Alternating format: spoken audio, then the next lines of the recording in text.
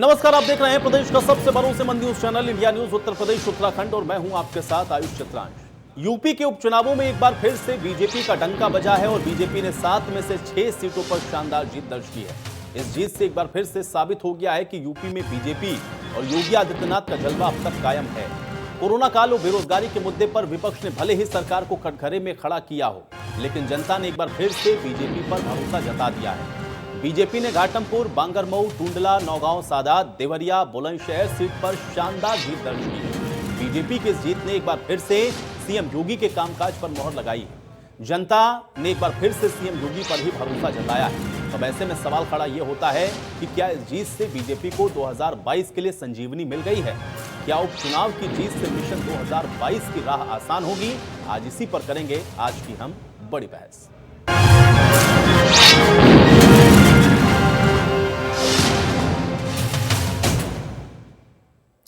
तो उत्तर प्रदेश के उपचुनावों में 7 में से 6 सीटों पर जीत से उत्साहित सीएम योगी आदित्यनाथ ने कहा कि उपचुनाव के नतीजों ने 2017 को दोहरा दिया है। जनता ने हमारे सरकार के कामकाज पर मुहर लगाई है और उपचुनाव के नतीजे बीजेपी सरकार और संगठन की मेहनत का नतीजा है। उत्तर प्रदेश के अंदर सरकार और संगठन मिलकर के एक टीम भाव के साथ जिस प्रकार का प्रदर्शन कर रही है और कार्य कर रही है, कोरोना कालखंड में हम सब जानते हैं, यह वर्तमान में पूरी दुनिया वैश्विक महामारी कोविड-19 से जूझ रही है। कोविड-19 के बावजूद प्रदेश की जनता को बचाने के लिए सरकार के स्तर पर किए गए प्रयास हों या फिर संगठन ही सेवा है, इस संकल्प के साथ पार्टी के एक एक कार्यकर्ता ने, प्रदेश अध्यक्ष जी, प्रदेश संगठन महामंत्री जी और प्रदेश के सभी पदाधिकारियों ने बूथ स्तर तक के कार्यकर्ताओं के साथ मिलकर के जो शानदार प्रदर्शन किया है, आज उसका परिणाम प्रदेश के अंदर 7 सीटों पर हुए उपचुनाव के माध्यम से एक बार फिर हम सबके सामने आया है। प्रदेश अध्यक्ष जी के नेतृत्व में हमारे दोनों deputy CM Shri Keshav Prasad Maurya ji, doctor Dinesh Sharma ji, प्रदेश संगठन महामंत्री श्री सुनील बंसल जी और प्रदेश की हमारी मंत्री परिषद की टीम हो या संगठन की टीम हो, इन सब ने एक टीम वर्क के रूप में जो परिणाम दिया है, कार्य इस महामारी के दौरान भी स्वयं की परवाह किए बगैर जनता को अधिकाधिक सुविधा देना, प्रधानमंत्री जी के मार्गदर्शन में उनकी प्रेरणा से जो सेवा के कार्य किए हैं, आज उसका परिणाम प्रदेश के अंदर इस उपचुनाव में भी देखने को मिला है। भारतीय जनता पार्टी ने 2017 के अपने परिणाम को एक बार फिर से दोहराया है और 2019 के लोकसभा चुनाव में भारतीय जनता पार्टी ने जो बेहतर प्रदर्शन उत्तर प्रदेश के अंदर किया था, तमाम चुनौतियों के बावजूद इस उपचुनाव में एक बार फिर से भारतीय जनता पार्टी ने आगामी चुनावों के संकेत भी दिए हैं कि आगामी चुनाव में भारतीय जनता पार्टी इसी प्रकार का बेहतर प्रदर्शन करेगी। भारतीय जनता पार्टी के प्रत्याशी उपचुनाव में जहां भी लड़े, आपने देखा होगा उनकी चुनाव की जो बढ़त है अपने निकटतम प्रतिद्वंदी से, वह कम से कम 17,000 से ज्यादा है। 17,000 से आगे बढ़ती है और 17,000 से 32,000 तक पहुंचती है। यानी निकटतम प्रतिद्वंदी के साथ भारतीय जनता पार्टी के प्रत्याशियों की बढ़त किस रूप में है, ये आगामी चुनाव में और अगले परिणाम में पहले से ही प्रदर्शन करता है कि सरकार टीम वर्क के साथ बेहतर प्रदर्शन कर रही है।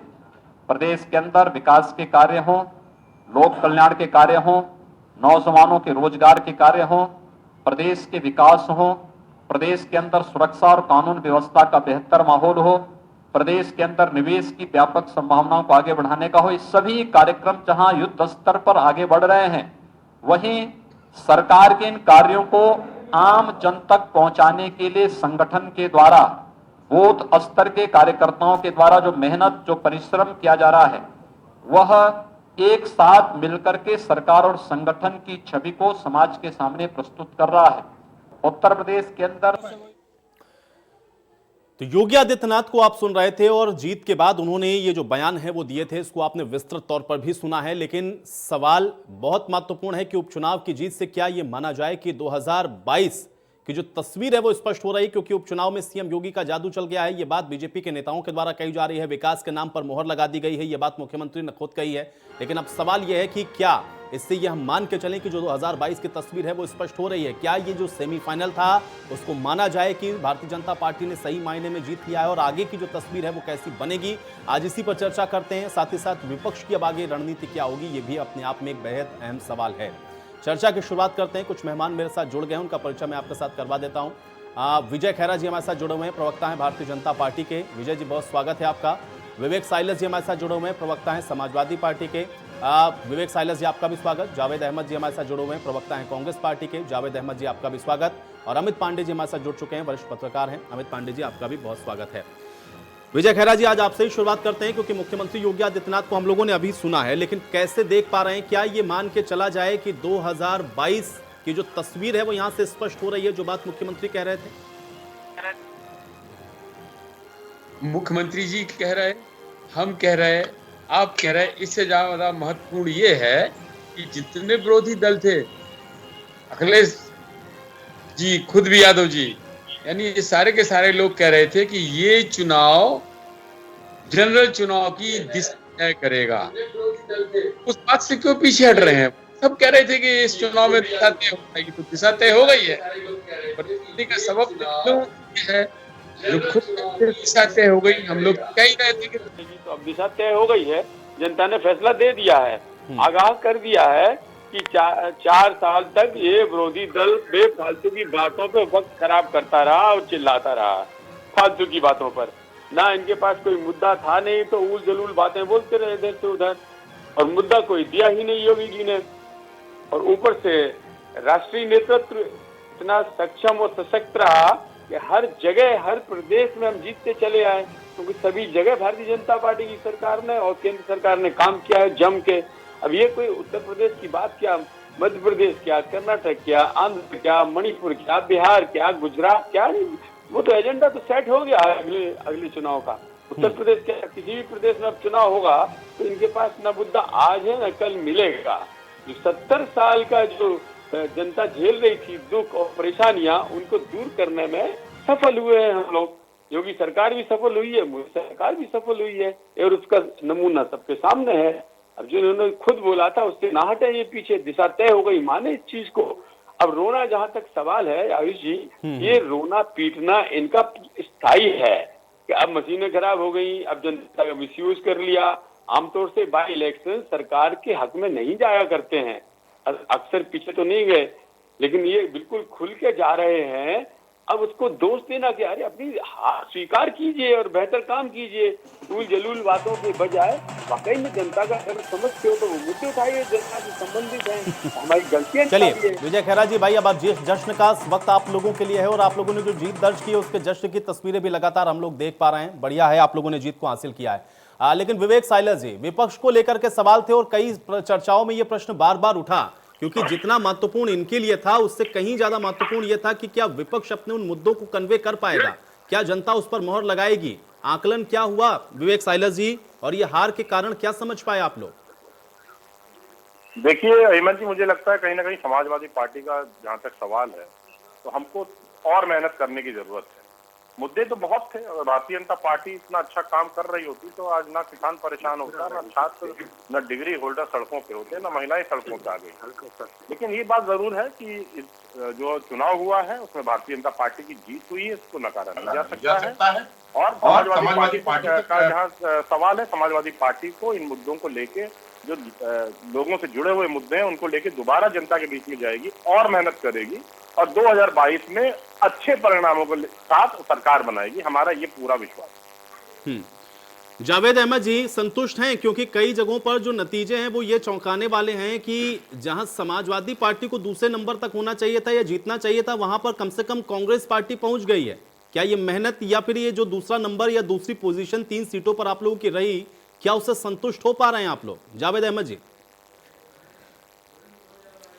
नहीं आयुष जी, चुनाव में पराजय किसी को संतुष्ट नहीं करती है, लेकिन सीखने का अवसर देती है। हमने इस पराजय से भी सबक सीखा है। कार्यकर्ताओं ने जमीन पर उस तरीके से हम कार्यकर्ता लोग काम नहीं कर पाए, अपने नेतृत्व की कसौटी पर खरे नहीं उतर पाए। मुद्दे कल भी थे, आज भी हैं और कल भी रहेंगे इस सरकार के समक्ष। गाल बजाने से कोई फायदा नहीं होता। हम यहाँ जीते, हम वहाँ जीते, अब की बार ट्रंप सरकार, हम अमेरिका में भी जीते, हारने के बाद भी सत्ता नहीं छोड़ेंगे। तो ये इन चीज़ों का कोई महत्व नहीं है। जिसकी विजय हुई है उसको मुबारकबाद, और जय पराजय चलती है। विपक्षी दलों के लिए पराजय भी चुनौती होती है, और जब बहुमत मिलता है वो भी एक बड़ी चुनौती होती है। इसलिए होती है कि हमें जनता ने मैंडेट दिया, जनता ने हम पर भरोसा जताया है, हम उसकी भावनाओं पर, उसके विश्वास पर खरे उतरे। हमने इस चुनाव में देखिए बहुत स्पष्ट है, बड़ी तमाम तरह की बातें हो रही। हम दो विधानसभा क्षेत्रों में दूसरे नंबर पर रहे, बुलंदशहर में हम तीसरे नंबर पर रहे, वहां पर सपा और आरएलडी का गठबंधन बहुत पीछे चला गया। और सबसे महत्वपूर्ण बात है जिसकी चर्चा किसी ने नहीं की, जो जिसके पास सीट थी वो तो वहीं रह गई, हमारे पास खोने के लिए उस उपचुनाव में नहीं था। मोहर लग गई योगी जी के काम पे, बहुत अच्छी बात है। आपने अपराध बढ़ाया, आप अपराध का नियंत्रण नहीं कर पाए, नौकरशाही में आपका इकबाल खत्म हो गया, सब कुछ होता रहा। तमाम कार्रवाई के बाद भी कोई भी अधिकारी सुधरने के लिए तैयार नहीं। लेकिन मल्हनी में भारतीय जनता पार्टी मुख्य मुकाबले से बाहर होकर जमानत जब्त करा बैठी है, उस पर कोई चर्चा नहीं है। जब नूरपुर, फूलपुर, कैराना, गोरखपुर ये हारे थे, तो अब ये जो आज श्रेय योगी जी को दिया जा रहा है, मोदी जी को, इसका मतलब उस पराजय की जिम्मेदारी कौन लेगा? उस पराजय की भी तो जिम्मेदारी लेनी चाहिए। अगर विकास हुआ होता, इन किन परिस्थितियों में हुआ? इन 7 सीटों से कहीं पर कोई परिवर्तन होने नहीं जा रहा था। ये एक रणनीति है किस तरीके से किया। कांग्रेस ने केवल कार्यकर्ताओं के बल पर काम किया, हमारा राष्ट्रीय नेतृत्व कहीं इन्वॉल्व नहीं हुआ। योगी जी के सामने दल के अंदर भी चुनौती थी, उनकी कुर्सी भी जगमगा रही थी, उनको कुछ करके दिखाना था, अपनी कुर्सी की रक्षा के लिए। देती जावेद अहमद जी, बिल्कुल वाइस वर्सा करिए, इसका बिल्कुल उल्टा करिए। अगर ये 2 सीटें भी गवा देते तो क्या यही आकलन आप यहाँ पर बैठ के करते? तब तो आप कहते ना कि योगी जी के काम पर मोहर नहीं लगी, विफल हो गई। नहीं, बिल्कुल निश्चित रूप से। देखिए आकलन ये जो है आकलन जीत गए तो जनता के बीच में हो रहा है। किसी बात को हम झुठला नहीं सकते। मैंने कांग्रेस ने अपनी पराजय को भी स्वीकार किया, हम अपनी पराजय को स्वीकार कर रहे हैं। हम कार्यकर्ताओं की इनके विषय को ये नैतिक जिम्मेदारी है। जावेद अहमद जी, आप मुझे ये बताएं कि कांग्रेस के हार के कारण क्या रहे, क्यों नहीं मैसेज कन्वे हुआ? कोई तो नतीजा होगा ना, कोई तो कारण होगा। मैंने आपको आयुष जी शुरू में बताया कि हम अपने राष्ट्रीय नेतृत्व, अपने प्रदेश नेतृत्व की कसौटी पर नहीं साबित अपने को कर पाए। हमें जो हमसे गलतियां हुई इस चुनाव में, हम जनता के मुद्दों को लगातार उठाते रहे, हमसे कहीं ना कहीं गलतियां हुई हैं। अब ये आत्ममंथन, आत्मचिंतन का विषय है और हम कार्यकर्ता कर रहे हैं कि ये चूक, ये गलतियां हमसे 2022 में ना हो। जनता बड़ी आशा भरी नजरों से देख रही है और 2022 के परिणाम बड़े अप्रत्याशित होंगे, ये आप देखेंगे, हम भी देखेंगे। आज हम ये नहीं कह रहे हैं कि हम कोई बड़े दावे कर रहे हो, हम समीक्षा अपनी स्वयं करने के लिए तैयार हैं और हमसे गलतियां भविष्य में ना हो, जावेद अहमद जी, हम सुधारने के लिए तैयार हैं और करेंगे। जनता के मुद्दों पर निरंतर रहने के लिए तैयार। वैसे भी दूर हैं सत्ता से, और उसके बाद भी जनता के मुद्दों को उठा करके भी अगर जनता उसको सीट में कन्वर्ट ना कर रही हो, तो मुझे लगता है कि गहन आत्मचिंतन की जरूरत है। और कुछ चीजें जो इंगित बात आपको किया गया, क्योंकि बिल्कुल आयुष जी आपकी बात से सहमत है, हम पीछे नहीं भाग रहे। कांग्रेस के प्रवक्ताओं से मैं नहीं, सवाल बिल्कुल हम पीछे, लेकिन आप देखिए हमारा जावेद जी, मैं इससे पहले भी चर्चा में ये सवाल पूछ चुका हूं। 2 सीटों पर जिस दिन वोटिंग हुई थी, जावेद जी अगर मैं गलत नहीं हूं तो उस दिन चर्चा में आप मेरे साथ बैठे थे वोटिंग वाले दिन। उस दिन भी यही बात हुई थी, ये चर्चा हो रही थी कि भाई आपके बड़े चेहरे नजर क्यों नहीं आते, क्योंकि अगर सीट में कन्वर्ट करना है तो बड़े चेहरों की जरूरत तो पड़ेगी ना, मैसेज कन्वे नहीं होता। ये सारी चीजें लैक्स क्यों होती हैं? और आपके लिए महत्वपूर्ण इसलिए भी था क्योंकि रणनीति तय ये होनी थी कि विपक्ष को लीड दरअसल उत्तर प्रदेश के अंदर कौन करेगा। अगर कांग्रेस इस मजबूत स्थिति में आ रही है कि 2 जगहों पर आप दूसरी पोजीशन पर पहुंच गए हैं, तो लीड कौन करेगा, ये और बेहतर तरीके से हो सकता था। जावेद भाई, आपको नहीं लगता कि यहां पर गलतियां हुई हैं? नहीं, ये हमारे श्रम का, हमारी मेहनत का, जनता के भरोसे का परिणाम आया ना हमारे सामने। हम इससे और आगे बढ़ने का काम करेंगे और आगामी आम चुनाव में आप देखेंगे कि प्रदेश नेतृत्व और मजबूती के साथ राष्ट्रीय नेतृत्व के निर्देशन में पूरी तरीके से जमीन पर उतरकर आप ये देख रहे हैं कि पिछले 1 साल से मुख्य विपक्षी दल की भूमिका हर मुद्दे पर कांग्रेस अदा कर रही है, सड़क से लेकर सदन तक। ये संदेश है, आप तक भी है, जनता तक भी है और निश्चित रूप से वो काम करेंगे। हम जनता से, बिल्कुल जावेद, जनता की यही जो आशाएं हैं उस पर खरा उतरने का काम विपक्ष करेंगे। का काम कौन करेगा? क्योंकि भाई ये तो जीत पर जीत हासिल कर रहे हैं, अब विपक्ष कैसे लड़ेगा और कौन होगा विपक्ष, ये भी बड़ा महत्वपूर्ण था। अमित पांडे जी, यही सवाल मेरा रहेगा आपसे। एक तो आकलन कर दीजिएगा जरा मोटा मोटी कैसे देख रहे हैं, क्योंकि लिटमस टेस्ट इसको बार बार कहा जाता रहा, ये शब्द बहुत सुना हम लोगों ने।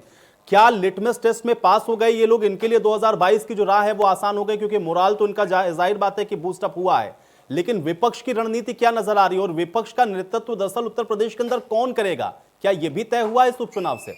अमित जी। आयुष जी, देखिए, अगर हम लोग भारतीय जनता पार्टी से इन पार्टियों का कंपैरिजन करते हैं तो भारतीय जनता पार्टी शहर की पार्टी हुआ करती थी जो गांव की तरफ चली गई है। समाजवादी पार्टी एक्सप्रेस वे से होकर के शहर की तरफ आ गई है। कांग्रेस संघर्ष कर रही है, लगातार प्रयास कर रही है कि अपनी हम पकड़ बना पाए। देखिए, कांग्रेस ने देवरिया की सीट हम मान लेते हैं, इनके अध्यक्ष थे वहां से, उसी जिले के रहने वाले हैं, वहीं से हैं और वहां उनकी पोजीशन देखिए 4थे नंबर पे है। कांग्रेस का अगर कोई भी प्रयास हम करेंगे कि कोई भी प्रयास करेंगे तो ये प्रत्याशी है, ये भी कुछ प्रयास कर रहे हैं, कुछ ये लोग भी मिलकर के कोशिश कर रहे हैं। जौनपुर में आप देखेंगे कितनी खराब स्थिति है। 2 जगहों पर आप एक इनकी थी घाटमपुर और बांगरमऊ, जिसको ये अपनी सीट मान के चल रहे थे, एक ही मुद्दे को लेकर के आगे बढ़ रहे थे, लेकिन उसके बावजूद वहां परिणाम इनके अनुरूप नहीं आया, क्योंकि प्रयास खाली जो है टीवी पे करने से इनका जो सबसे बड़ी उन्नाव की लीडर थी ये उनको समेट नहीं पाए। उन्होंने एंड मौके पर जो है इनकी पार्टी छोड़ दी। समाजवादी पार्टी का दुर्भाग्य है कि उनके भी लीडर ट्विटर पे लगातार एक्टिव थे और वो ये मान के चल रहे थे कि अगर भारतीय जनता पार्टी के कुछ कामों से जनता नाराज होगी तो स्वतः हमें सत्ता मिल जाएगी। देखिए, भारतीय जनता पार्टी में योगी जी जिस तरीके से लगातार काम कर रहे हैं ये सभी को दिख रहा है। लॉकडाउन में अगर सबसे ज्यादा चीजों पे काम किया, ओपीडीपी से लेकर के और तमाम योजनाओं पे अगर काम हो रहा है तो योगी उस पे लगातार नजर बनाए हुए हैं। उसी का परिणाम है कि सभी जगह 23,000, 24,000, 32,000 से जीत दर्ज हुई है। देखिए, ये नहीं कह सकते कि हम सरकार ने किसी तरीके से चुनाव मैनेज कर लिया। पूरे का पूरा चुनाव एक तरफा हो रहा है। अगर इस तरीके से जो चुनाव जीतेंगे, जहां पूरा विपक्ष ये आशा करके बैठा था कि साहब पब्लिक बड़ी नाराज है, अभी सपा के ही प्रवक्ता बता रहे थे कि साहब बेरोजगारी, किसान, नौजवान सभी परेशान हैं, तो फिर ये वोट कौन लोग कर रहे हैं? एक बार इनको ये समझना होगा, जमीनी हकीकत देखनी होगी कि किस तरीके से जो बेस वोटर है भारतीय जनता पार्टी उस पर अपनी पकड़ बनाए हुए है। आप देखेंगे कि गांव के किसान से लेकर के और जो शहर का मजदूर तक है उसके लिए किसी न किसी योजना पे काम हो रहा है। कहीं न कहीं उससे प्रधानमंत्री से लेकर के मुख्यमंत्री संवाद कर रहे हैं। और यहाँ क्या है कि बड़े लीडर का पता नहीं है, छोटे जो स्थानीय नेता हैं अपने लीडर से बात नहीं कर पा रहे हैं। ऐसे में संवादहीनता भी है और खाली एक माहौल बनेगा, चुनाव है, चुनाव लड़ना है और बाकी लोग लड़ेंगे, केवल ये इसी तक सीमित रह जाएगा। देखिए, हर स्टेट में भारतीय जनता पार्टी कहां से कहां तक आ गई। संगठन का भी अपना एक बड़ा रोल है। संगठन की तैयारी देखिए, सरकार के कामों का जो तरीका है उसको एक बार आकलन करिए, फिर आप अपनी रणनीति लेकर के आइए। और इस तरीके से हर बात का विरोध करने से भी समाज में एक गलत मैसेज जाता है कि यार ये केवल हर विपक्ष होने का हर मतलब बात का सिर्फ विरोध नहीं करते हैं। करना है, विपक्ष तो होने का मतलब उन यह है कि जो योजनाओं जन के में मुद्दे हैं उनको सही अगर तरीके से उनको उठाया जाए। आगे चलिए अमित जी, लेकर आपकी इस के बात का जवाब आए दूंगा, विवेक जी भी हैं और यहाँ उसको पर आगे कांग्रेस के बढ़ाएं, तो प्रवक्ता मुझे भी दोनों लगता से। है ज्यादा लेकिन असरदार खैरा जी कई चर्चाओं में ये बात भी बार बार हो रही है और खासतौर से ये कि भाई अब ये 7 सीटें पूरे उत्तर प्रदेश की तस्वीर को थोड़ी ना साफ कर सकती हैं। ये तो 7 सीटों के उपचुनाव थे ना, जनता तो आपको सही समय पर सही सबक सिखाएगी, ये बात विपक्ष बार बार कह रहा है। विजय खैरा जी, मैं चाहूंगा इसका जवाब दें। आयुष जी, अगर मैं ये बात मान भी लूं कि ये तस्वीर क्लियर नहीं करता है, मान भी लूं, मान लो काल्पनिक तौर पर, तो यही तो कह रहे थे कि दिशा तय करेगी। हमने तो नहीं कहा था, कह तो विरोधी पार्टियां ही रही थी ना कि ये चुनाव दिशा तय कर देगी, अगले चुनाव का इसी में फैसला हो जाएगा, पता लग जाएगा भारतीय जनता पार्टी कितने फ्री में है, अभी पता लगेगा। पता लग गया तो उल्टी भाषा क्यों बोल रहे हैं? तय करना तो आपने कहा ना, साल भर ही तो रह गया चुनाव के लिए। और अभी ये कांग्रेस प्रवक्ता ये बोल रहे थे कि हमने मुख्य विपक्षी दल की भूमिका बड़ी अच्छी निभाई है। इनकी भूमिका ये थी 3 से 70 जैसी राष्ट्रवादी बात का विरोध करना, ये इनकी भूमिका थी। सीए का विरोध करना, लोकसभा में समर्थन करना, राज्यसभा में विरोध करना, ये इनकी भूमिका थी। 3 तलाक का विरोध करना इनकी भूमिका थी। नोटबंदी का विरोध किया, नोटबंदी में मार खा गए और ज्यादा लोकसभा में सीटें आ गई। इन्होंने विरोध राफेल किया, राफेल में सुप्रीम कोर्ट से मार खा के घर चले आए। ये विरोधी दल की भूमिकाएं होती हैं। कुछ भी उठाया, विरोध चालू कर दिया, चाहे राष्ट्र हित की बात हो चाहे कोई बात हो। तो जनता इतनी बेवकूफ नहीं है, समझती है, देखती है, जान रही कांग्रेस पार्टी बिल्कुल मट्टी कर रही है देश को, इसलिए उनको कुछ नहीं मिला। अभी सापा प्रवक्ता बोल रहे थे कराना की जिम्मेदारी ले। अरे साहब, हम तो 20 साल पहले भी हारे थे, उसकी भी जिम्मेदारी ले रहे हैं। 20 साल पहले भी हम हारे थे, उसकी भी जिम्मेदारी ले रहे हैं। सवाल आज की बात कीजिए ना, आज क्या हो रहा है। और ऊपर से आप ये भी अभी एक बात कह रहे थे कि इनके पास खोने के कुछ नहीं था, समाजवादी पार्टी। अरे भाई, खोने को तो वाकई तुम्हारे पास कुछ नहीं है। 40-45 सीटें लेके बैठे हो, बची कुची खो रही है, और क्या है। अरे बात पाने की होती है कि खोने की थी, कि खोने के कुछ नहीं था। तुम पाया तो कुछ नहीं ना तुमने, सवाल इसका है। और हजारों वोट से ऐतिहासिक हार है। 10,000 विधायक हटे 3-4 से जीतते तो बात और थी, इतने हैवी मार्जिन से आप हार रहे। योगी यही समय है। नहीं खैरा जी, देखिए साइलस जी ने बड़ी सादगी के साथ इस बात को स्वीकारा। वो तो कह रहे हैं कि हाँ भाई, हार है, जीत है, लेकिन हम उसका विश्लेषण करेंगे। लेकिन इसका मतलब ये नहीं है कि इससे ही तस्वीर स्पष्ट हो गई, हम और मजबूती के साथ लड़ेंगे, 2022 में अनिश्चित परिणाम होंगे आपके लिए, वो ऐसा कह रहे थे। चलिए विवेक जी से मैं इसका जवाब देता हूं। विवेक जी, भाई आकलन तो देखिए आप लोग करते रहेंगे, लेकिन सवाल ये भी है ना, क्योंकि उत्तर प्रदेश के अंदर तो विपक्षी दल के तौर पर तो आप ही हैं भाई, मुख्य विपक्षी पार्टी आप। लेकिन कांग्रेस अगर आपको चेस करने लग जाए तो एक चुनौती तो उधर से भी पेश हो रही है। अब उत्तर प्रदेश के अंदर विपक्ष की भूमिका दरअसल कौन तय करेगा और कौन उत्तर प्रदेश के अंदर मजबूत विपक्ष बनेगा, सवाल यह भी था।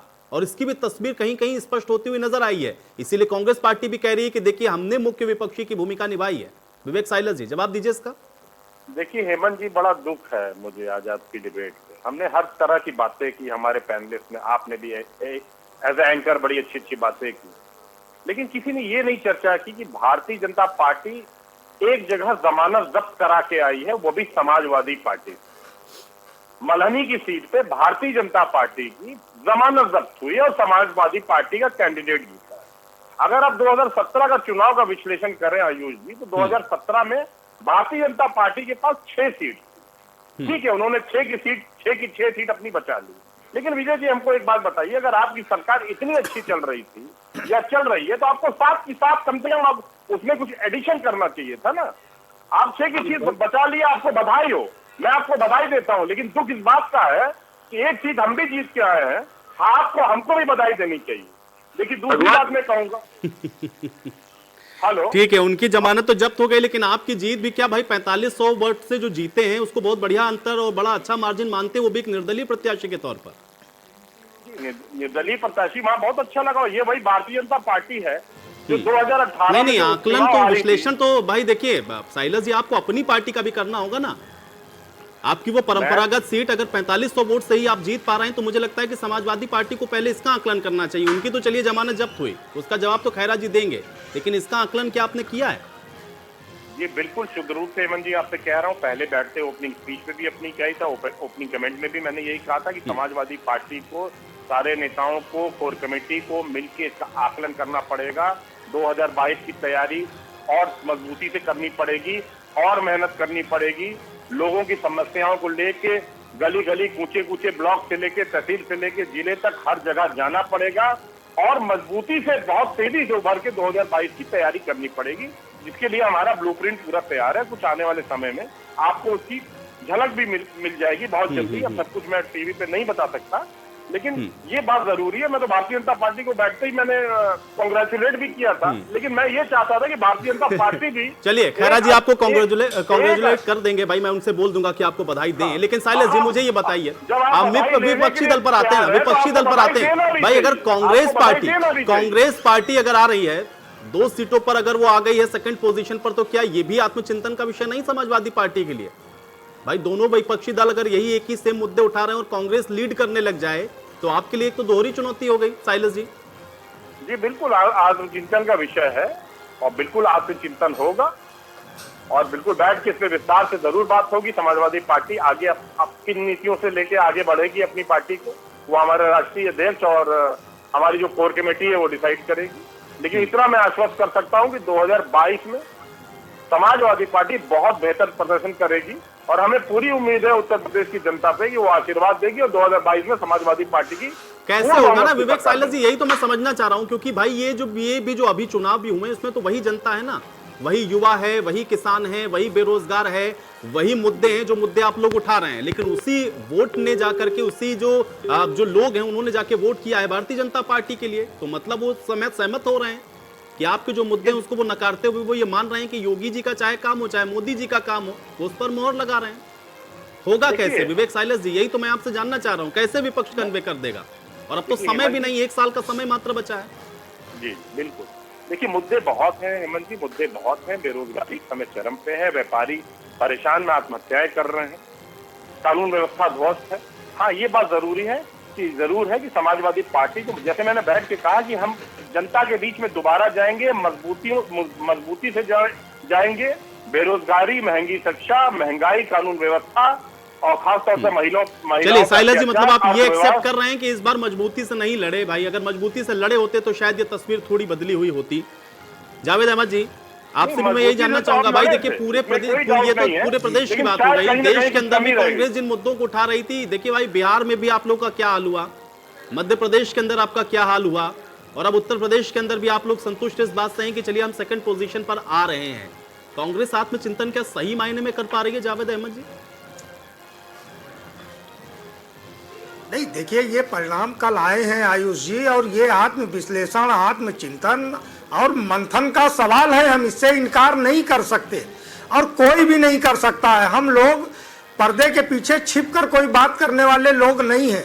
हमें संगठन के कील कांटे कितने दुरुस्त करने हैं, हमें आम जनता के साथ संपर्क, संवाद और समन्वय के लिए कितना प्रयास करना है, ये सब चीजें हमारे सामने स्पष्ट हैं और इस पर हम लोगों से, कार्यकर्ताओं से हमारा प्रदेश और राष्ट्रीय नेतृत्व फीडबैक भी ले रहा है और हम उस दिशा में आगे बढ़ने के लिए चल पड़ेंगे निश्चित रूप से, कि जिस दिशा में विजय का वर्णन करें और जनता के लिए कल्याणकारी योजनाएं हम सरकार में रहते हुए लेकर आए।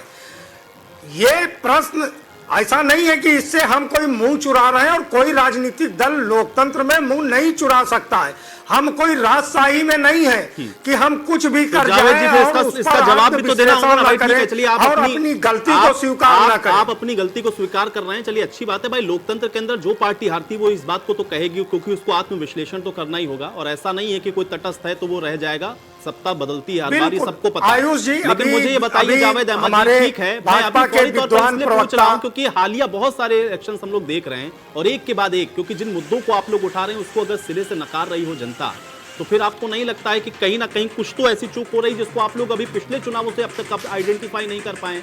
नतीजा यह है कि इस बार भी यहाँ पर जीत तक नहीं पहुंचे हम। आयुष जी उस सच्चाई को हमने स्वीकार किया है, कांग्रेस ने स्वीकार किया है कि हम जो मुद्दे हैं वो मुद्दे यथार्थ के धरातल पर हैं, उससे कोई इनकार नहीं कर सकता। जनता भी उस पर बहस कर रही है। हम विरोध के लिए विरोध करके नकारात्मक राजनीति भी नहीं करते। हम बहुत सर्व समावेशी और बड़ी सद्भाव को सकारात्मक राजनीति की तरफ हमेशा रहे हैं। अभी विद्वान प्रवक्ता भाजपा के विजय खैरा जी बता रहे थे बड़े गर्व के साथ कि हमने मिट्टी में मिला दिया। अरे आदरणीय खैरा जी, आप बुंदेलखंडी हो, हम भी बुंदेलखंडी हैं। अब आप जरा सुन लीजिए अपनी प्रशंसा में, नोटबंदी ने असंगठित क्षेत्र को समाप्त कर दिया। कहां आतंकवाद समाप्त हो गया नोटबंदी से? जाली नोटों की खेप आना कहां बंद हो गई? ये मुद्दे हैं, रहेंगे। रिजर्व बैंक का रिजर्व फंड आपने 2 बार निकाला, क्यों निकाला? 6 लाख से ज्यादा गांव में यूपीए की सरकार, कांग्रेस नीति की सरकार ने गांव में पूरे देश के अंदर राजीव गांधी विद्युतीकरण योजना के अंदर हमने विद्युतीकरण किया। आप बता रहे हो हमने बिजली दे दी। सिर्फ 18,000 गांव शेष रह गए थे जब मोदी जी आए हैं सत्ता में, कुल 18,000 शेष बचे थे। आप बताइए कानून व्यवस्था का हाल क्या है कि उत्तर प्रदेश प्रशासन का एक आईपीएस पुलिस अधीक्षक किस तरीके की घटना कारित करता है और सरकार की गठित एसआईटी उसको क्लीन चिट देती है कि उसने हत्या और लूट नहीं कराई। चुनाव दर चुनाव आप लोग इस बात को कह रहे हैं, लेकिन जनता क्यों नकार रही है? अगर आप कर रहे हैं तो ये जो खैरा जी कह रहे थे कि मिट्टी में मिला दिया, अरे रिहन भाखड़ा बांध से लेकर परमाणु परीक्षण, परमाणु शक्ति संपन्न देश कांग्रेस ने बनाया और कांग्रेस ने जो बनाया था आज वही आप बिक्री कर रहे हैं, वही अपने मित्रों को बेच रहे हैं। अगर आपने ये नहीं किया होता तो देश के अंदर सबसे सर्वाधिक समय तक आपने शासन भी नहीं किया होता। खैरा जी आपके प्रतिद्वंदी हैं, वो कुछ बात कहेंगे, उनको कहना है, लेकिन नहीं आयुष जी बिल्कुल निश्चित रूप से, लेकिन कांग्रेस ने जो कुछ नहीं किया, कांग्रेस का राष्ट्र निर्माण है उस राष्ट्र निर्माण का विध्वंस किसने किया है? जिन मुद्दों को उठा उस राष्ट्र निर्माण का विध्वंस तो भारतीय जनता पार्टी के 6 साल के शासन में देश में हुआ है। अपनी जो टेक्निक है उस पर आप लोग को दोबारा से विचार करना चाहिए। नहीं निश्चित रूप से कर रही है, ये कहीं ना कहीं हमारी कमी है हम कार्यकर्ताओं की कि हम जनता के बीच में उससे संपर्क और संवाद में हमसे कहीं कमी आ रही है। भाई ये तो राजनीतिक प्रतिद्वंदिता है ना, ये तो चलती रहेगी। अमित पांडे जी, ये क्या वजह है कि जनता के जो मुद्दों को उठा रहा है विपक्ष, क्योंकि यही बात समाजवादी पार्टी भी कह रही है, यही बात कांग्रेस पार्टी भी कह रही है, तो फिर वजह क्या है कि जीत पर जीत इनको क्यों मिलती जा रही है? ये एड्रेस नहीं कर पा रही है, इनके पास तोड़ नहीं निकल पा रहा है बीजेपी का। अमित जी देखिए आयुष जी, अगर कांग्रेस की बात की जाए तो प्रियंका गांधी ने लॉकडाउन के दौरान जो अपनी एंट्री करी थी, ये उसी का परिणाम है कि इनका वोटिंग परसेंटेज बढ़ा है। लेकिन जो जनता के बीच में इनकी आवाज जानी चाहिए, जिस तरीके से इन्हें संगठन पे काम करना चाहिए, देखिए कहीं ना कहीं उसमें कमी है। अब जो इनके अध्यक्ष हैं उनको इसमें एक बार चिंतन करना होगा, वो भी थोड़ा सा विचार करें। केवल खाली पुलिस में गिरफ्तारी दे देने से जनता नहीं खुश हो जाएगी। जनता की बात को उठाना, उन तक संवाद रखना, ये बहुत महत्वपूर्ण विषय है। सारी चीजें मीडिया वाले कर देंगे और मीडिया वाले ही उठा दें, उससे बात आगे बढ़ जाएगी, ऐसा नहीं है। मैं अभी पीछे भी अपने बात में कह रहा था कि देखिए जो आपके सामने वाले प्रतिद्वंदी है, जब तक आप उसके जैसा नहीं चलेंगे, उसके जैसे काम नहीं दिखाएंगे या उसके जैसी बात नहीं करेंगे। हम लोग अभी अपने पूरे परिचर्चा में देख तेजस्वी ने कितने बढ़िया अच्छे तरीके से टैकल किया और अपनी सारी जो जितनी पुरानी साख थी उसको बचा के ले आए और बहुत हद तक इन 2 बहुत ही अनुभवी लोगों से अकेले वो चुनाव लड़े और अपना पूरा जो साम्राज्य था परिवार के साथ साथ अपना पूरा कुनबा, पार्टी का कुनबा बचा के ले गए। क्या कांग्रेस पार्टी को इस बात से सीख नहीं लेनी चाहिए थी कि इतना अहम चुनाव हो रहा है और संवादहीनता की वजह से आपके राजस्थान में राजेश पायलट बाहर होते हैं और यहां अन्नू टंडन? भाई ऐसे मूवमेंटों में, ऐसे समय में आपका इतना महत्वपूर्ण साथी आपको छोड़ के चला जाए तो आपका तो कहीं ना कहीं प्रबंधन या कहीं ना कहीं शीर्ष नेतृत्व तो इस बात के लिए जिम्मेदार होगा। आप इस चीज में जब भी कभी आप अंदर तक जाएंगे, कहीं ना कहीं जो ऊपर के लोग हैं उनका नीचे के संगठन के नीचे के लोगों तक संवाद नहीं है, संगठन पूरी तरीके से इनका बना नहीं है। जबकि कांग्रेस का पहले संगठन हुआ करता था, सेवा दल से लेकर के तमाम तरीके के संगठन होते थे और उसी का परिणाम होता था कि कांग्रेस पार्टी सत्ता में रहती थी। लेकिन आज कांग्रेस पार्टी संगठन की राजनीति से बाहर है और केवल विरोध की राजनीति पर आधारित उनकी राजनीति रह गई है कि योगी जी ये कर रहे हैं, मोदी जी ये कर रहे हैं। केवल उसमें उनके कार्यों में अपना विरोध देखना, यही एक पार्टी का काम रह गया है। अगर जमीनी जिस तरीके से बात उठाई गई थी, जिस तरीके से लॉकडाउन के समय में प्रियंका जी ने गाड़ी लगाने से लेकर के लगातार संपर्क बनाए रखा, वो कार्यकर्ताओं के बीच में जिले में अगर संपर्क बनाए रखेंगी तो निश्चित ही आने वाले समय में कांग्रेस को कुछ फायदा हो सकता है। लेकिन भारतीय जनता पार्टी की प्लानिंग, भारतीय जनता पार्टी का संगठन और भारतीय जनता पार्टी की सरकार जिस तरीके से काम कर रही है, एक बार उसका आकलन कर लें और केवल विरोध के लिए विरोध ना करें। नहीं, लेकिन अमित जी मुझे ये बताइए, समाजवादी पार्टी की स्थिति को और खासतौर से क्या हम ये मान के चलें कि बड़े चेहरों ने जो दूरी बनाई, क्योंकि अगर चाहे अखिलेश यादव होते या फिर यहां से प्रियंका गांधी होते, तो क्या हम ये मान के चलते कि जो तस्वीर है वो कुछ बदल सकती? चलिए मैं आपको रोक रहा हूं अमित जी, इस बीच नरेंद्र मोदी कुछ बोल रहे हैं, भारतीय जनता पार्टी के कार्यालय सीधे ले चलते हैं, सुनते क्या कुछ कह रहे हैं। मैं आज आभार व्यक्त करता हूं महान देश की महान जनता का। मैं आज धन्यवाद अर्पित करता हूं देश के कोटि कोटि नागरिकों का। धन्यवाद इसलिए नहीं कि उन्होंने चुनावों में भारतीय जनता पार्टी को इतनी बड़ी सफलता दी है, इसके लिए तो वो हकदार है ही। धन्यवाद इसलिए क्योंकि लोकतंत्र के इस महान पर्व को हम सभी ने मिलकर बहुत उत्साह से मनाया है। चुनाव भले ही कुछ सीटों पर हुआ हो, कुछ क्षेत्रों में हुआ हो, लेकिन कल सुबह से लेकर देर रात तक पूरे देश की नजरें टीवी पर थी, ट्विटर पर थी, चुनाव आयोग की वेबसाइट पर थी। लोकतंत्र के प्रति हम भारतीयों की जो आस्था है, उसकी मिसाल पूरी दुनिया में कहीं नहीं मिलती।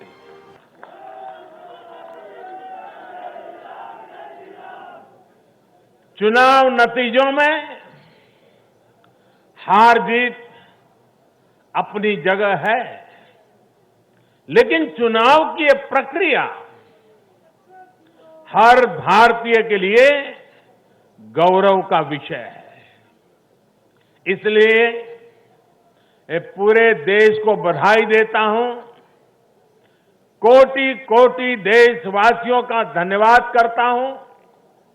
इस चुनावों को सफलतापूर्वक, शांतिपूर्वक संपन्न कराने के लिए चुनाव आयोग, देश के सुरक्षा बल और स्थानीय प्रशासन भी बधाई के पात्र है।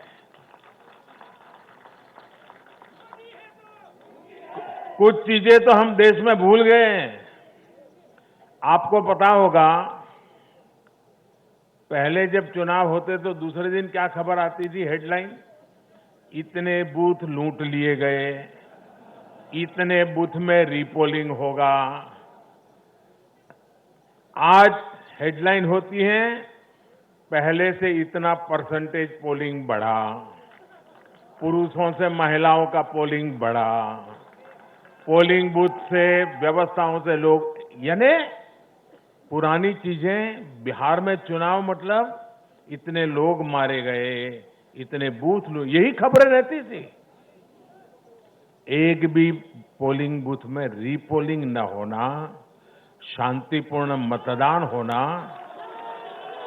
और कोरोना के कारण मतदान कम होगा, ये सारी आशंकाओं को जहां जहां चुनाव हुआ लोगों ने निरस्त कर दिया। यही तो देश की ताकत है।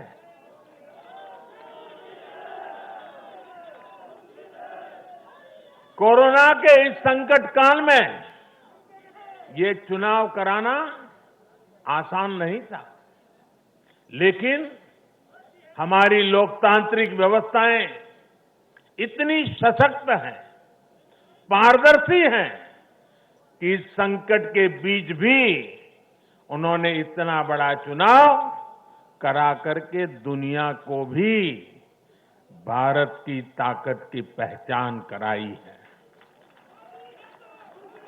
साथियों, इन चुनाव परिणामों में भाजपा को, एनडीए को अपार जन समर्थन मिला है।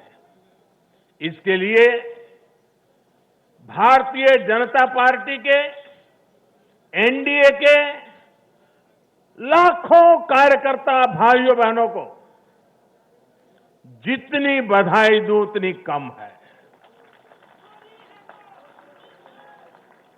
मैं हर कार्यकर्ता को, उनके परिवारजनों को हृदय से बधाई देता हूं। ये चुनावी नतीजे भारतीय जनता पार्टी के हमारे राष्ट्रीय अध्यक्ष श्रीमान जेपी नड्डा जी की कुशलता और प्रभावी रणनीति का भी परिणाम है। नड्डा जी को जितनी बधाई दें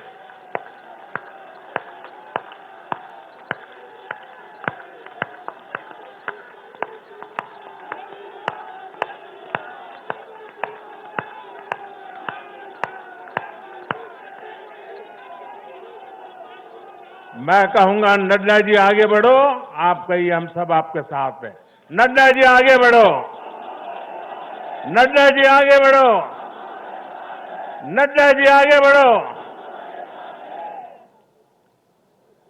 भाइयों और बहनों, कल जो चुनाव नतीजे आए उसका निहितार्थ बहुत गहरा है, उसके मायने बहुत बड़े हैं।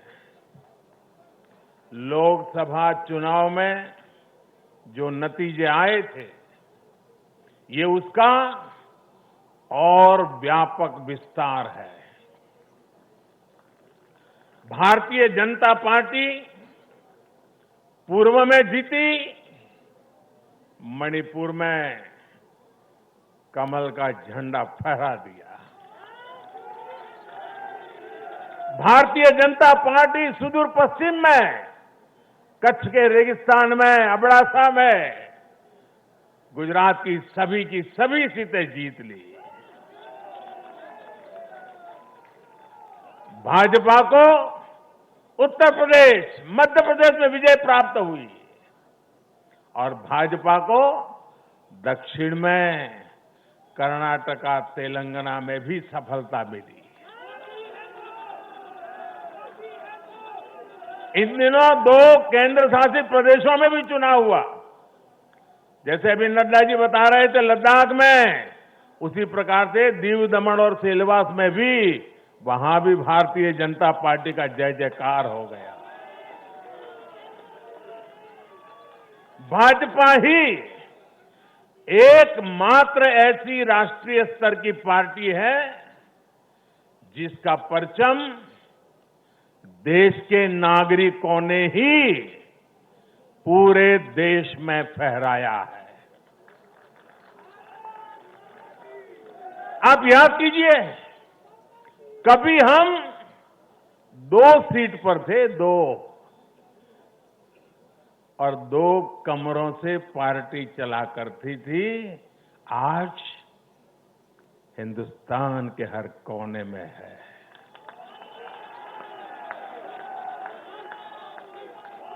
हर किसी के दिल में है। आखिर ऐसा क्यों हुआ? कैसे हुआ?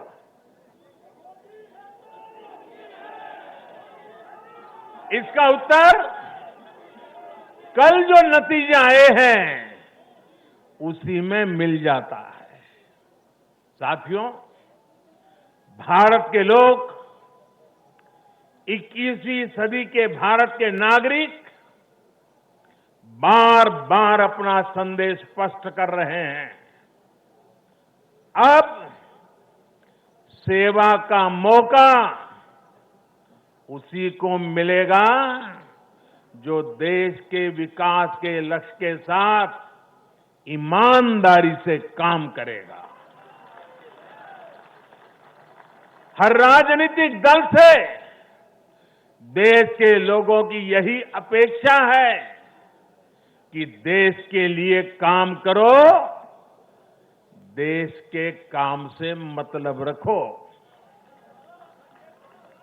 कल जो नतीजा है उन्होंने साबित कर दिया है कि आप काम करेंगे तो लोगों से आपको भरपूर आशीर्वाद भी मिलेगा।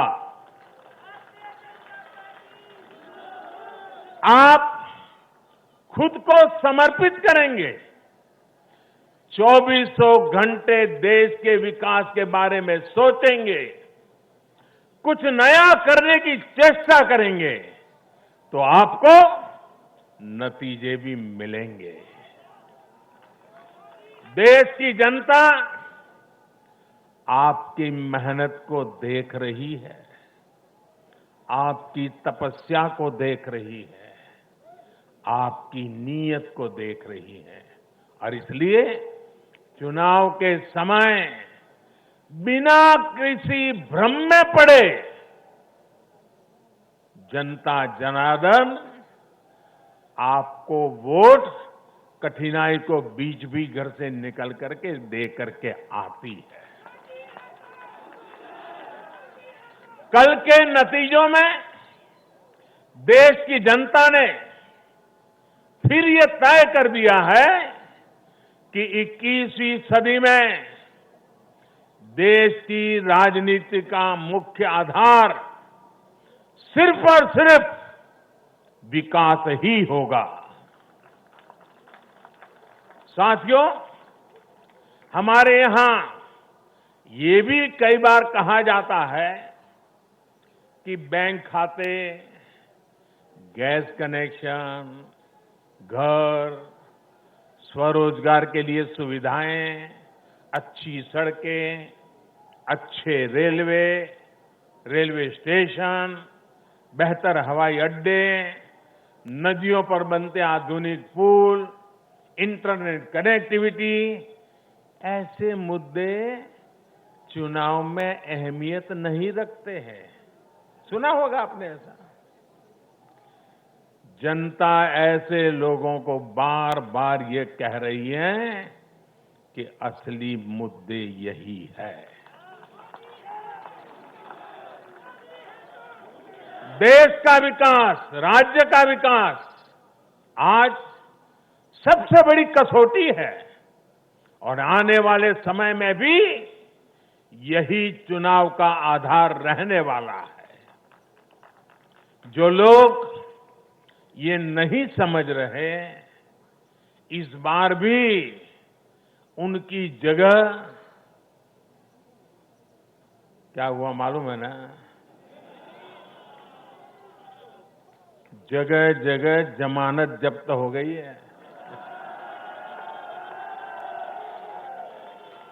साथियों, आज देश भारतीय जनता पार्टी पर जो स्नेह दिखा रहा है, एनडीए पर जो स्नेह दिखा रहा है, उसके सबसे बड़ी वजह यही है कि भाजपा ने, एनडीए ने देश के विकास को, लोगों के विकास को अपना सर्वोपरि लक्ष्य बनाया हुआ है।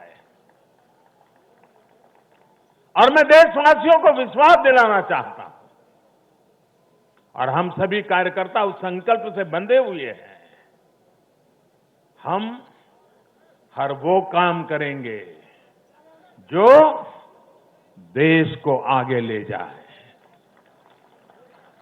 हम हर वो फैसला लेंगे जो देश हित में हो, देश के लोगों के हित में हो।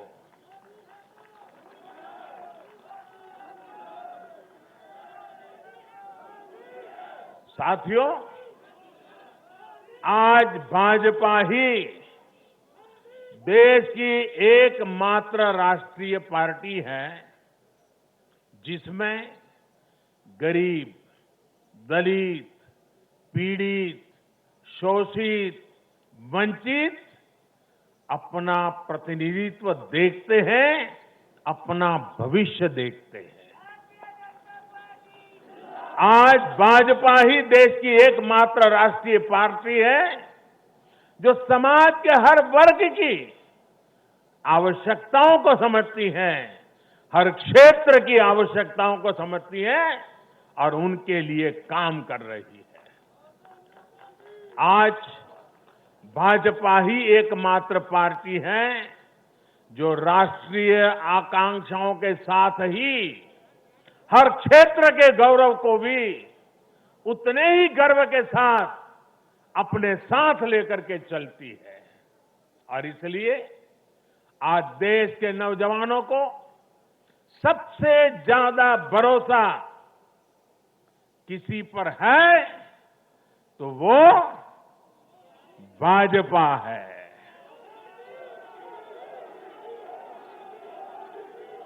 दलितों, पीड़ितों, शोषितों की अगर कोई आवाज है तो वो भाजपा है। देश के मध्यम वर्ग के सपनों को पूरा करने के लिए,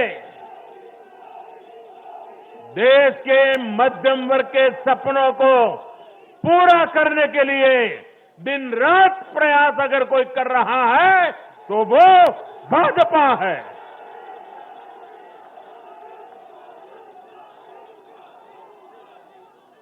महिलाओं के सशक्तिकरण के लिए, उनकी गरिमा, उनका गौरव सुनिश्चित करने के लिए जिस पार्टी पर भरोसा किया जा रहा है तो वो भाजपा है। आर्थिक सुधार हो, कृषि सुधार हो या फिर देश की सुरक्षा, शिक्षा की बात हो, नई व्यवस्थाओं की बात हो या फिर किसानों, श्रमिकों का हित, ये भाजपा ही है जिस पर देश आज सबसे ज्यादा भरोसा कर रहा है। ये भरोसा भाजपा के लिए, मेरे लिए, आपके प्रधान सेवक के लिए बहुत बड़ी पूंजी है। ये भरोसा, ये हमारी सबसे बड़ी पूंजी है। साथियों, ये भाजपा ही है जिसके लिए लोगों का आशीर्वाद और जनता जनार्दन का स्नेह निरंतर बढ़ता जा रहा है। लोकसभा चुनाव में पार्टी ने पहले से और ज्यादा सीटें जीतकर सरकार में अपनी वापसी की। बिहार में 3 बार सरकार में रहने के बाद भाजपा ही एकमात्र पार्टी है जिसकी सीटों में वृद्धि हुई है। गुजरात में भाजपा 90 के दशक से है और वहां भी इन उपचुनावों में पार्टी ने सभी सीटें जीतकर दिखाई है। मध्य प्रदेश में भी भाजपा ने सीटें जोड़ी है, जबकि वहां भी हमारी सरकार इतने वर्षों से सत्ता में है। यानी देश के लोग भाजपा को ही बार बार मौका दे रहे हैं। भाजपा पर ही सबसे ज्यादा विश्वास कर रहे हैं।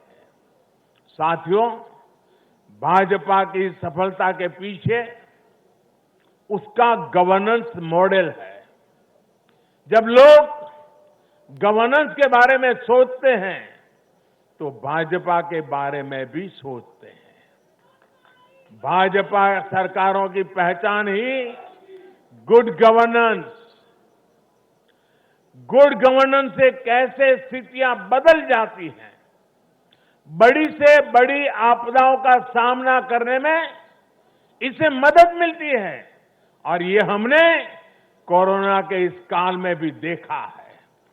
जब कोरोना आया तो ये संकट कितना बड़ा है, इसका अंदाजा बड़े बड़े एक्सपर्ट और वैज्ञानिक भी नहीं लगा पाए थे। दुनिया में ऐसा कोई नहीं है जिसे कोरोना ने प्रभावित न किया हो, लेकिन कोरोना के खिलाफ जैसी लड़ाई भारत ने लड़ी, वैसी संभवतः कहीं नहीं लड़ी गई।